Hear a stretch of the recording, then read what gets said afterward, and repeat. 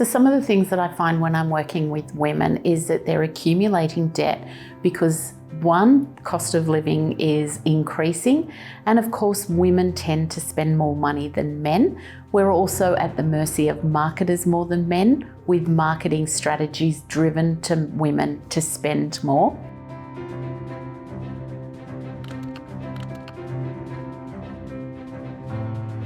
So what I've noticed with the higher cost of living is that quite often people just accept that it is higher and they don't look at strategies to reduce their spending, reduce their utility costs or things that they spend on a day-to-day basis.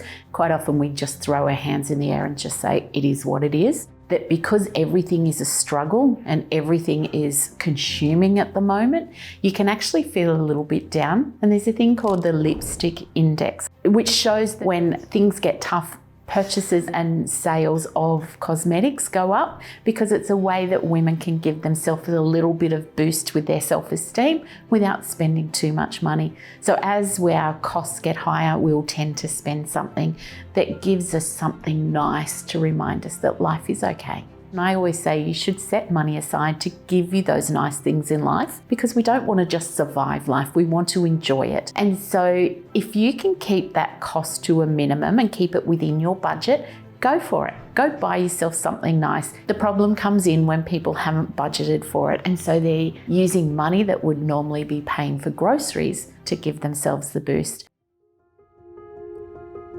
The psychological effect of debt is that sometimes you can feel you're drowning in it. And of course, like when you're in the ocean drowning, sometimes all you've got to do is put your hand up to get rescued, but you don't think of that at the time. And so I find with women in particular, they don't like to ask for help. They think that they can just survive it or they can just find a way to do it. But of course, that means then that you're not putting your hand up to be rescued. And it is so important to ask for help. So as you feel you're not getting ahead or you're drowning in your debt, you will then look for a dopamine effect. So you'll go and spend money and then the cycle just continues and continues. So it is about putting the brakes on, stopping, reassessing where you are, getting help, getting strategy in place. And of course, everything is about a plan. So put a plan in place.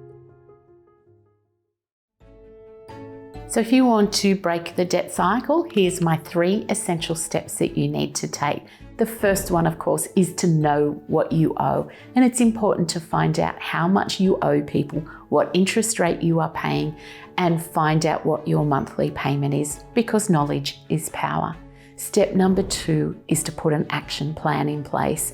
So without action, nothing changes. And it's important to look at your goals in the big picture of getting rid of those debts. Set a plan in place for say 12 months how to get there, because it's not going to happen overnight. Break those goals down into where you want to see yourself in 6 months' time, in 3 months' time, and of course at the end of the month. That will give you a motivation to keep continuing as you tick off goals of when you achieve what you want to achieve. And of course, number 3 is to find savings in your spending. And it's important then that when you find savings, those savings can be redirected to pay your loans down. Because of course, whenever you have loans, you have no financial freedom. And it is important to find savings so that you can get ahead. So my tips for doing that is to never accept any utility bills when they come in without looking to see if you can find a provider that will give it to you at a better rate. With your needs or your grocery spending, look to try and save 10%. Put savings in place so that you can use that money to redirect to get yourself out of debt. I'm Jen from Got Money Honey. If you're ready to break the paycheck to paycheck cycle, not sure how to get out of the debt that you're in, reach out to me here at jenrichardson.co.